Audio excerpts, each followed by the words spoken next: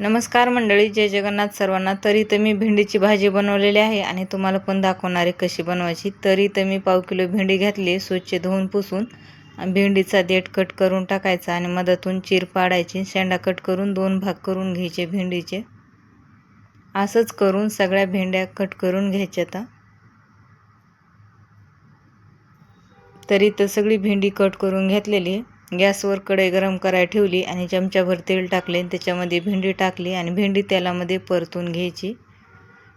2 ते 3 मिनटं भेंडी परतून घ्यायची तेलामध्ये व्यवस्थित. थोडीशी हळद टाकली आणि हळद टाकल्याच्या नंतर परत थोडंसं परतून घ्यायचं भेंडीला.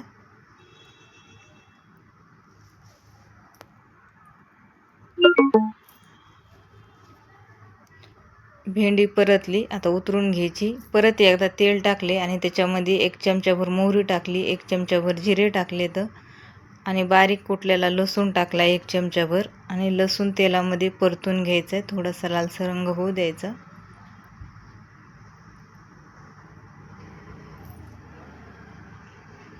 इथं 2 बारीक कांदे चिरून घेतले होते, ते तेलामध्ये टाकले इथं आणि परतून घ्यायचे. तर कांद्याचा असा लालसर रंग होईपर्यंत कांदा तेलामध्ये परतून घ्यायचा आहे. कांदा तेलामध्ये परतलाय. थोडीशी हळद टाकलेली आहे त्याच्यामध्ये.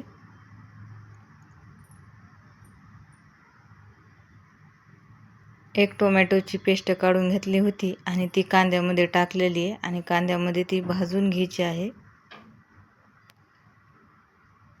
असा लालसर रंग झालाय. आता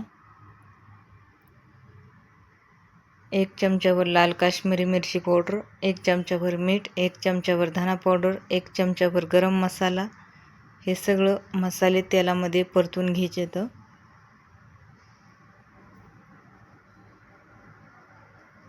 परत एकदा लाल चटणी टाकलेली आहे, रोज वापरायची असते ती तिखट. 1 चमचाभर टाकली चटणी. अर्धा ग्लास पाणी टाकलेले.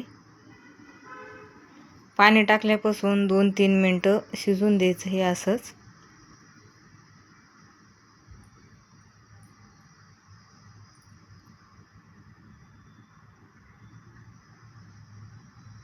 आता याच्यामध्ये भेंडी टाकून घ्यायची आणि परत एकदा चौकट व्यवस्थित मिक्स करून घ्यायचं.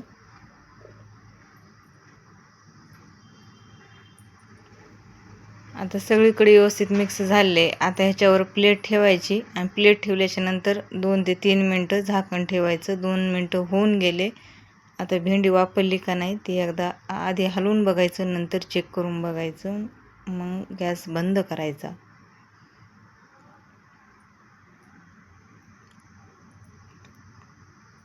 तर भेंडी चेक करून बघायची शिजली का नाही. ती भेंडी शिजलेली आहे, पूर्ण वापरलेली भेंडीची भाजी तयार झालेली.